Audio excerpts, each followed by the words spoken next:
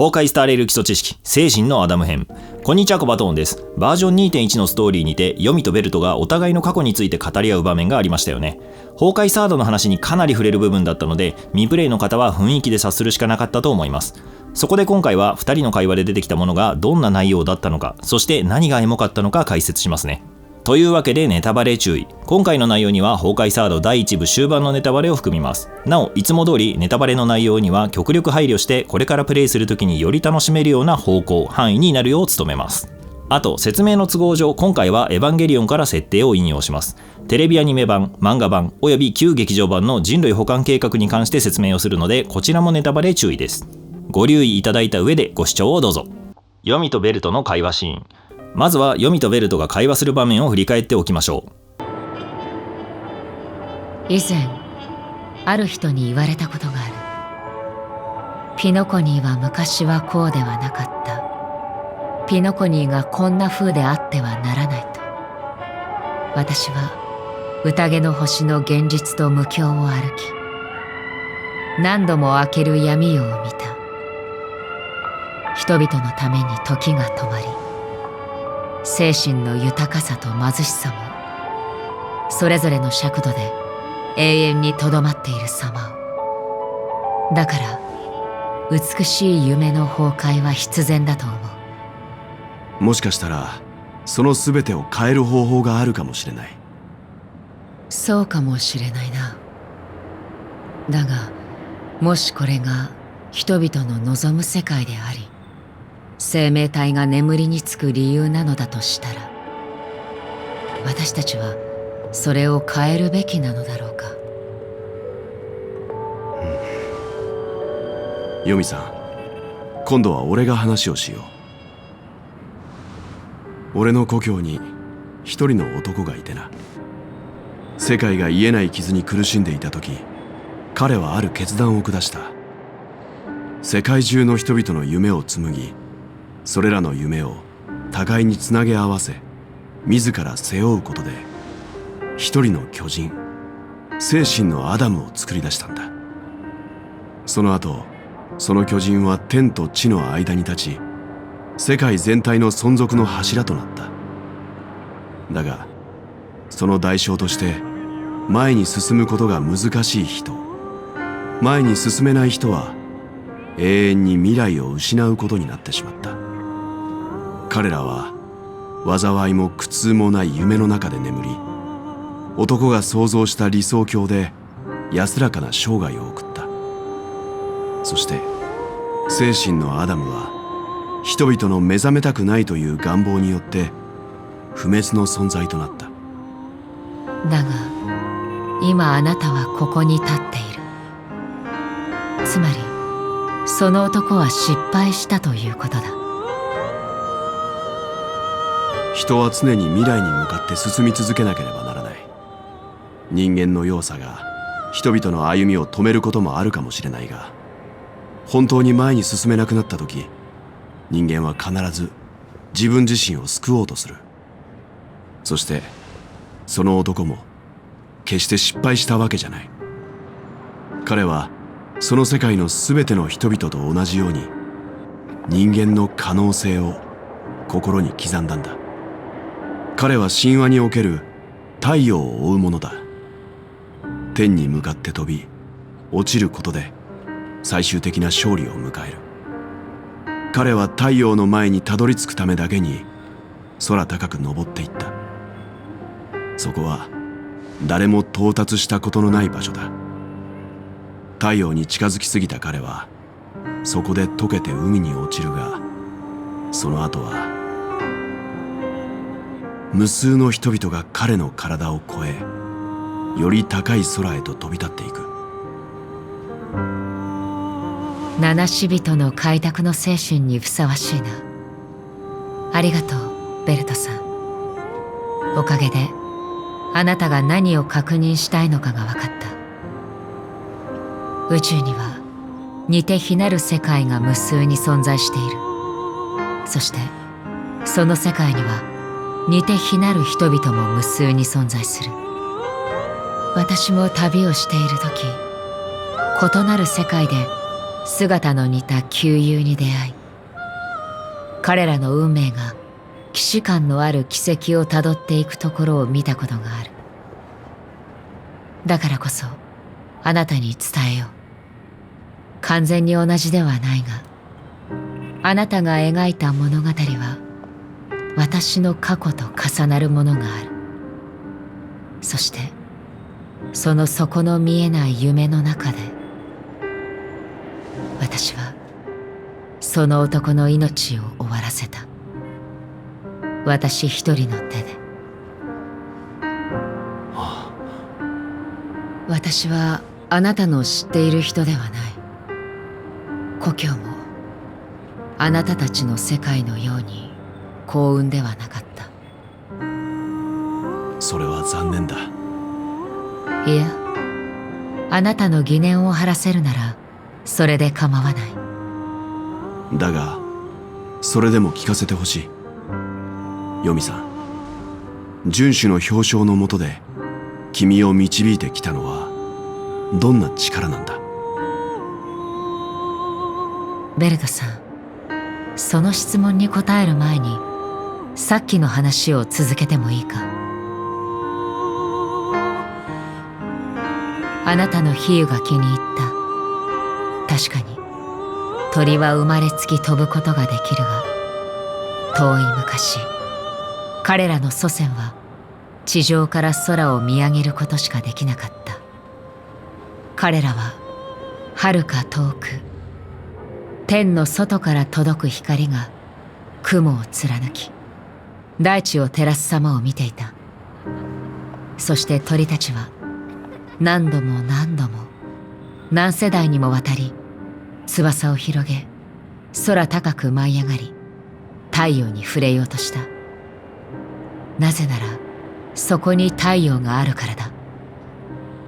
ではそうして最後の鳥がついに空に舞い上がった時、光の果てにあるのが太陽ではなく光を吸い込むブラックホールだったことに気づいたとしたら、なぜ私たちは光に向かって飛ぶのだろうか。はい、とてもいいですね。とてもいい。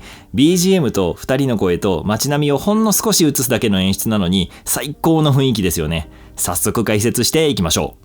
ある男とはケビン・カスラナのこと。ヴェルトが口にしたある男とは崩壊サードに登場したケビン・カスラナのことです。彼に関しては本動画でも解説しますが、前回の読み PV 解説でも違う角度から解説しているので、よかったら合わせてご覧いただくと深く理解できると思います。よかったらどうぞ。話に登場している流れは崩壊サード第1部のクライマックスで登場した精神のアダムに関する内容ですね。登場人物の背景込みで理解できるとこのシーンのエモさがわかるので、改めて解説していきましょう。崩壊サードの世界。崩壊サードの舞台は地球です。おおむね私たちが現実で過ごしている地球と変わりませんが、大きな違いが一つあります。それが崩壊。人類の科学技術や文明がある程度進化してくると発生する謎の自然現象で、たびたび大災害を起こしては人類を苦しめています。代表的な現象が崩壊獣という化け物を生み出し、人類を襲うことです。また世界中に崩壊エネルギーというものをもたらしており、人間が高濃度の崩壊エネルギーにさらされてしまうとゾンビ化してしまいます。ゾンビになった人は崩壊獣と同様に人類を襲うようになってしまうんですね。そして定期的にとんでもない力を持った存在、律者を生み出します。単体でも街を消し飛ばせるくらいの能力を備えた存在で、人類にとって特に危険な対処すべき存在です。律者は全部で12体いるとされており、それぞれに違った能力を備えています。彼らを全て倒し、人類文明を存続させるための戦いをするお話が崩壊サードの世界と言えます。全文明とケビン。そして実は被害に遭っているのは現代の文明だけではありません。5万年前に地球上で栄えていた文明も同様の被害を受けており、それによって人類は最終的に滅亡しているのです。ケビン・カスラナはそんな全文明にいた一人の少年でした。ある高校に通っていたケビンはイケメンだったためめちゃくちゃモテていましたが、誰にも振り返ることはありませんでした。彼には惚れ込んだメイという同級生がおり、一途に思い続けていたんですね。2人はいい感じでしたが、世界の方は順調にはいきませんでした。崩壊の被害がどんどん拡大し、2人も戦いに巻き込まれてしまいます。もともと超天才として知られていたメイはその頭脳を買われて対崩壊組織へスカウトされました。ケビンはそんな彼女と一緒にいたくて同じ組織への入隊を志願します。その後いくつもの戦いに勝利しますが、崩壊の力はどんどん強くなり、いよいよ普通の手段では勝てなくなってきました。そこで考案されたのが、崩壊獣の因子を人間へ後天的に移植してパワーアップする技術、融合戦士というもの。これはメイによって考案されたもので、ケビンはその思いを支えるために自ら被験体として名乗りを上げるのでした。結果、彼はとてつもない戦闘力を獲得して崩壊を圧倒できるほどになります。さらに不老の体を手にしたのです。しかし代償も大きく、彼の体は常時マイナス30度という常人が触れたら凍傷になってしまう温度になってしまいました。そのため愛するメイと触れ合うことは二度とできません。その後は崩壊と戦いながらも心を許せる13人の仲間と出会い、彼らと絆を深めたり、時には衝突したりしながら最後の戦いまで生き残ることとなります。そんな心強い仲間はいましたが、崩壊はやはり非常に手強い相手です。崩壊はどんどん人類を追い詰め、最終決戦前においては人類は残り3万人程度しかいませんでした。そして最終決戦、全ての律者を倒した後に現れる終焉の律者との戦いにおいて、ケビンと仲間たちは敗北し、人類は滅亡します。しかし、ただ滅亡するわけではありません。最後の最後に次の世代で崩壊に勝つため、4つの計画を残したのです。火種計画と成婚計画とケビン。4つの計画には1人ずつ担当者がつきました。4人の担当者は全員が融合戦士の手術を受けているため、ほぼ不老の存在です。そのため万年単位で生きながら壮大な計画を実行することができるんですね。ここではケビンに特に関係のある2つの計画に絞って説明します。一つは火種計画、人類をもう一度繁栄させる計画で、全文明の最後にコールドスリープで生き残ったわずかな人々を祖としてもう一度文明を発展させるプランです。必要に応じて全文明の知識や技術を一部提供することで発展を促しつつ、崩壊に勝てる文明の誕生を見守る計画となっています。つまり現文明はこの延長線上にあるというわけですね。そしてケビンが担当しているのが成婚計画。これは愛するメイが残したプラン、そして最終手段でもあります。可能であれば成婚計画以外の計画が成就して終焉の律者を倒すか、もしくは何らかの方法で戦わなくていい方向に行きたいんです。ただどうしても終焉の律者とぶつかってしまう状況になった場合、人類が負ける可能性は極めて高い。というのも全文明でぶっちぎり最強だったケビンは現文明を含めても最強なんです。そのケビンが全く勝てない相手、それが終焉の律者なので、どうしようもなくなった場合の最終手段として成婚計画があるんです。成婚計画とは言ってみれば人類補完計画メンタル版。エヴァンゲリオンの人類補完計画を精神面で行うような感じです。エヴァがわからない人も多いと思うので改めて解説しますね。エヴァも現代の地球が舞台で近未来っぽい科学力がある世界観なんですが、そこに使徒っていう敵が攻めてくる設定です。実はこの使徒という存在は人間とほとんど同じ遺伝子を持っていて、ルーツも一緒なんですね。ただ大きな違いとして、使徒は単一の生命で無限に生きることができます。言ってみれば強い生物です。それに対して人類は無限に生きることはできませんし、肉体もメンタルも弱く不完全な生き物ですが、知恵があります。科学力はあるのですが弱い存在です。そこで人類を裏で操るゼーレという組織は考えました。人類を一回全部溶かして一つに合体させればお互いの弱点を補い合う、つまり補完し合える完璧な生物に進化できるんじゃねと。この計画が人類補完計画です。エヴァンゲリオンは主人公たちが戦っている裏で、この人類補完計画が秘密裏に動いていく様子が一つの深みでもある作品なんですね。もしまだ見たことがない場合は、ホヨバース作品を理解するための基本テキストみたいなものなので、ぜひ視聴をおすすめします。ホヨバ作品が好きならまず間違いなく刺さると思うので超おすすめです。さて、成婚計画に話を戻しましょう。成婚計画は人類が終焉の律者に勝てないのであれば、全く別の次元の存在に人類を進化させてしまおうという計画。そしてその方法は、人々を眠りに落として夢を通じて精神世界をつなげ、そのネットワークによって一つの世界を作り出して、その世界で生きる新たな生物に進化することです。その際に人々の精神が合体して誕生する一塊の巨人が精神のアダム。成婚計画は最低の計画。崩壊サード物語終盤で成婚計画はいよいよ発動してしまい、精神のアダムが現れます。終焉の律者から人類を守るための成婚計画ですが、それは同時に最悪の計画でもあります。夢に落ちた人々は全員が精神世界に転生するといったわけではありません。ヴェルトの言葉を借りるなら、前に進めない人々は夢を見ながら世界の構成素材となってしまい、ある意味では死んでいるのと変わらない状態になってしまいます。イメージとしては、人間の心を溶かして一旦一塊にした後、その粘土で世界を練り上げるような感じです。そのため、街や樹木や空気などの世界を構成する素材になる成分がある程度必要になるわけです。そのようにかなり大きな代償を伴う計画でもあるんですね。ただほっといてしまうと終焉の律者によって人類は全滅してしまうので、全滅よりはマシな人類の存続手段といった計画なのです。ケビンは唯一終焉の律者と戦った経験を持つ者として相手の強さを誰よりも知っています。そして全文明の思いを背負う者として必ず人類を存続させる強固な意志を持っているんです。ケビンよりも弱い原文明の戦士たちでは明らかに終焉の律者にはかなえません。だから成婚計画を発動することにせざるを得ませんでした。成婚計画と原文明の戦い。ある意味全ての人間を殺してしまうような手段を取る成婚計画に原文明の戦士たちは反対します。そしてケビンを乗り越える戦いに挑むのです。最後は読みの言うようにケビンは失敗してしまいます。しかしそれは単に失敗なんて言葉で表現できるものではありませんでした。全文明から紡がれた思いが、原文明の意志が、そしてケビンの思いすら継いでくれる結末があったんです。詳しくはぜひ本編をプレイしてみてください。本当に素晴らしい結末が見られます。実はこの時原文明側でリーダーシップを取っていたのがヴェルト、そして戦闘で戦っていたのがライデン・メイだったんですね。つまり言ってみればヴェルトとケビンは敵だったんです。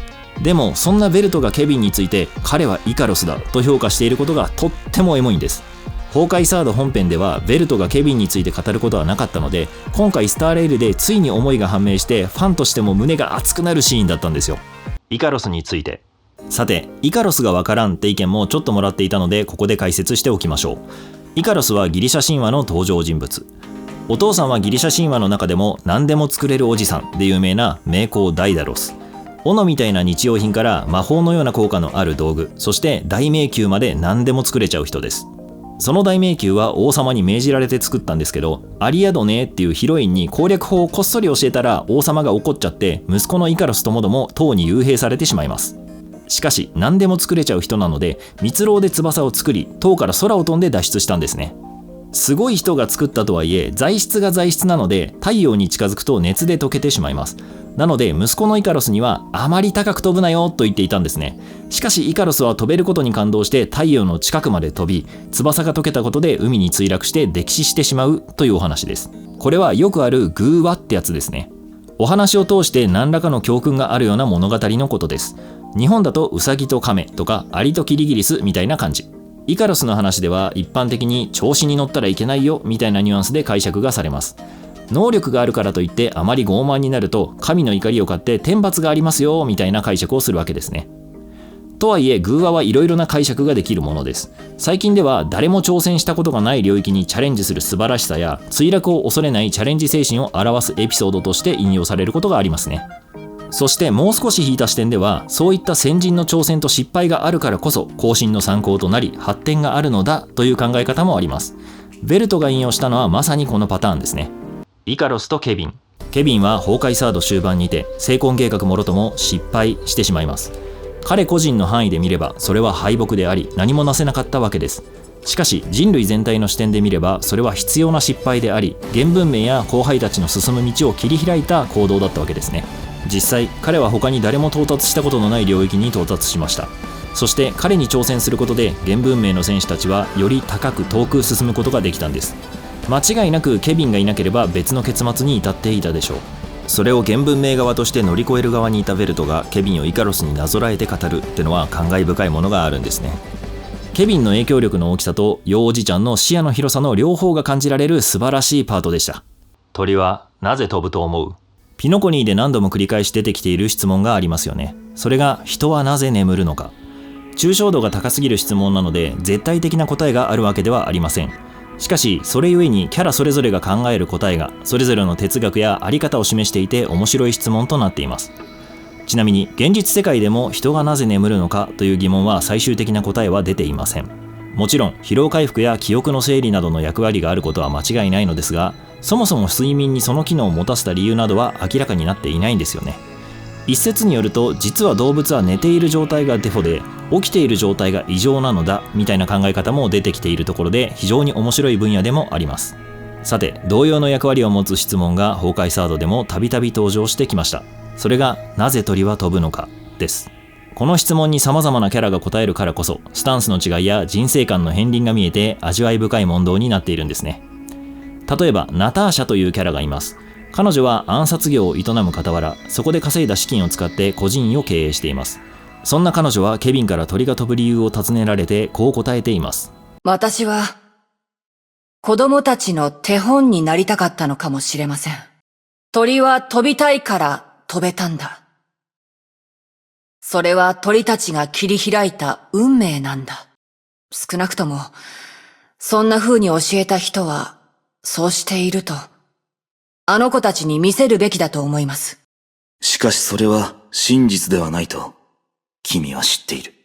確かに、鳥が飛べるのは他でもなく、生まれつき飛べるからです。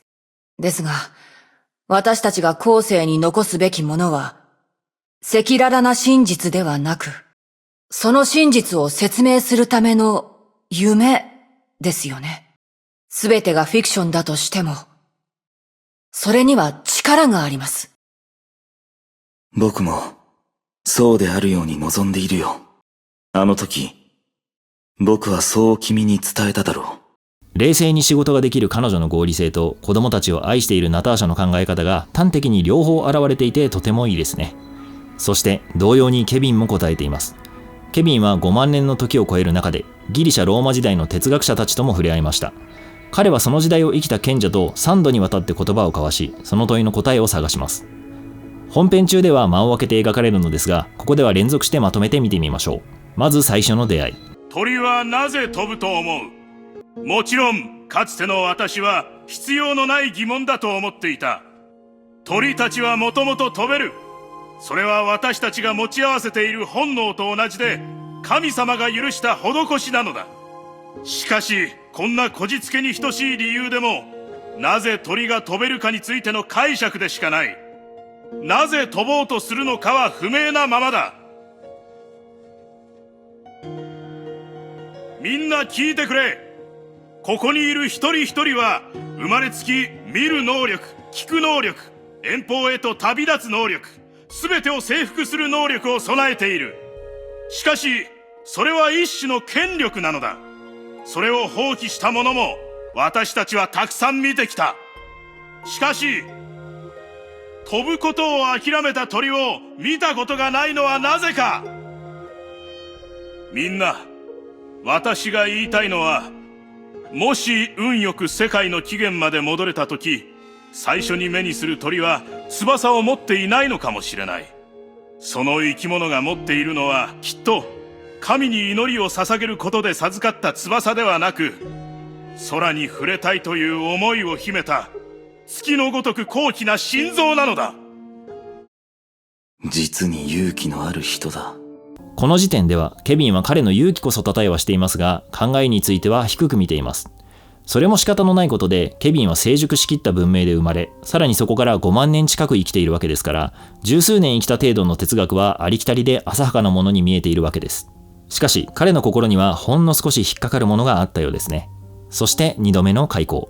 一人の運命はその性格にある。運命に良し悪しなど存在しないが、性格はそうでもない。誰だ？僕にはかつてとある友人がいた。彼はある才能を持ってはいたものの、愚鈍でいつも他人の決断に頼っていた。彼の性格がそうさせたんだ。だから彼は優れた頭脳と信頼に値する心を持つ者に従った。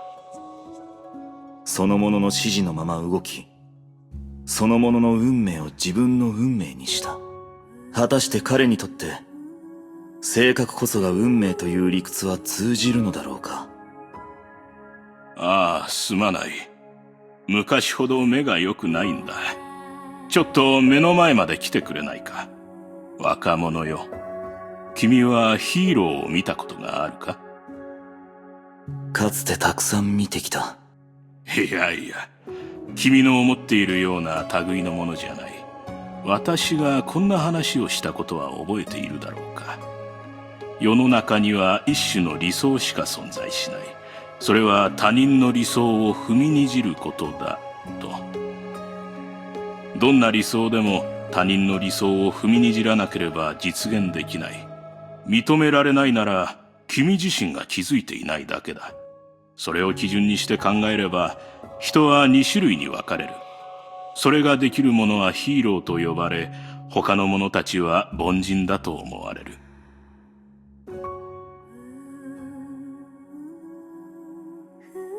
若者よ、そう焦るな。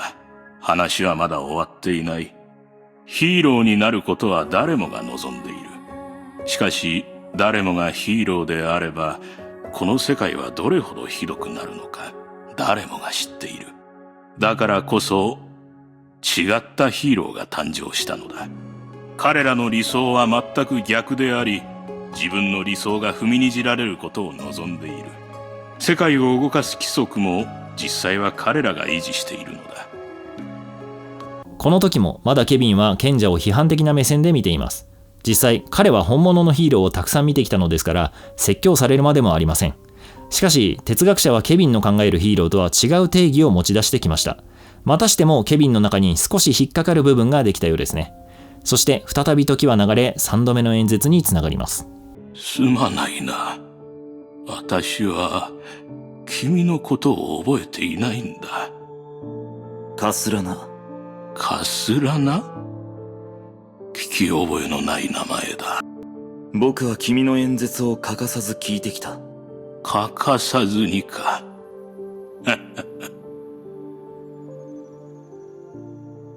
どうしてだ？僕にもわからない。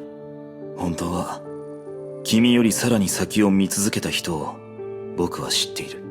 本来なら彼女の一言一句を覚え思い返し自分の行動を決めていくべきだった。しかし僕にはできない。この時代の問題を解決するにはこの時代の考え方が必要だ。何はどうあれ僕は君の知恵を浅はかさを知っている。君が投げかけた問いについて考えたことがあるし自分なりの答えも見出した。それでもなお僕には今知りたいと思っていることがある。この100年間人知の頂点に立つ者として生涯を思索に費やした結果君は一体どんな答えを得たのか。答え？鳥はなぜ飛ぶと思う？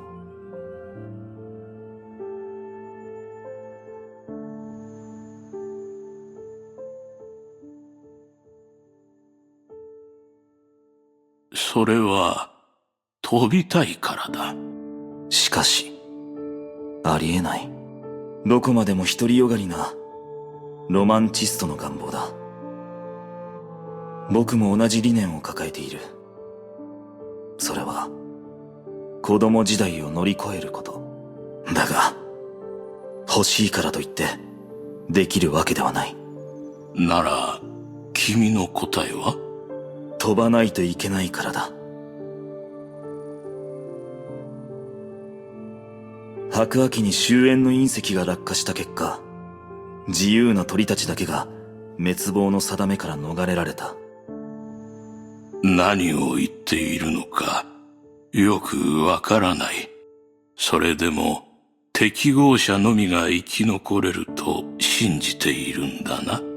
結末は全てを検証する試金石となり勝利のみが氷となる。ならば若者よ、私が死ぬ前に最後にもう一度演説をしよう。今回語るのはイカロスという若者。そして君に知ってほしいんだ。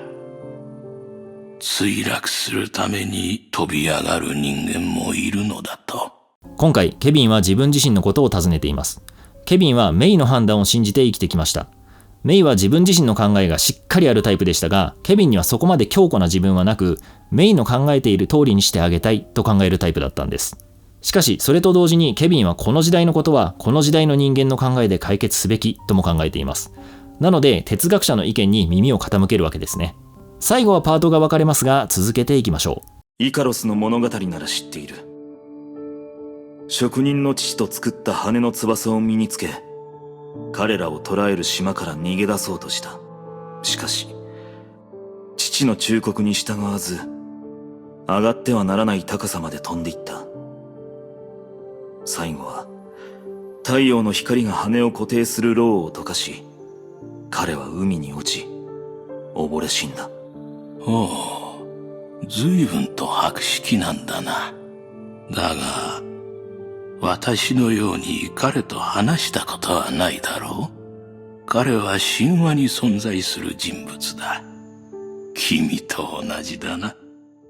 だからこそ彼は存在していたと言える。イカロスはうぬぼれゆえに、それが招いた事故によって命を落としたとみんなは思っている。しかし、もしそれがずっと昔からやろうとしていたことだとしたら、彼は幼い頃、こんなことを言っていた。私は天へと飛び上がり、落ちることで勝利を迎える。彼らの理想は真逆で、自分の理想が踏みにじられることを望んでいる。彼こそが君の見たもう一人のヒーローなのか？だが、それに何の価値がある？他人に踏みにじられる階段を与え、己の失敗で高くまで飛ぶなと戒めるためとでも？逆だ。彼はあえてあることを証明したかったんだ。私は太陽の目の前まで飛び上がった。そこは誰もが及ばない場所。だから誰かが私を超えられるかもしれない。さて、鳥はなぜ飛ぶと思う？彼らはかつて見たのだ。最初の鳥が月のごとき高貴な心を持って空のてっぺんに触れようとし、最後には地に落ちるところを。それを目にしたからこそ鳥は同じことを試そうとする。そしてより高い場所へと羽ばたけるのだ。だから今もこうして鳥は空を旋回できている。自分はどんな鳥なのだろうか。男は知らない。しかしなぜか地面に転がっていたバスケットボールを思い出す。イカロスは失敗していない。彼の墜落は飛ぶことに対しての成果で、ある意味では勝利の終点にたどり着けたと言える。それはある種の狭い考え方であり、ロマンチストの独りよがりな発想かもしれないが、世界を回す唯一の規則なのかもしれない。その通りだ。日が落ちぬよう、僕は空へと飛び上がり、君たちの光を奪い去る。そして僕は溶かされ、海に落ちる。それを奪い返したいのなら、君たちは、僕よりも高いところまで飛ぶべきだ。それこそが、子供時代を超えた先にある、大人の論理だ。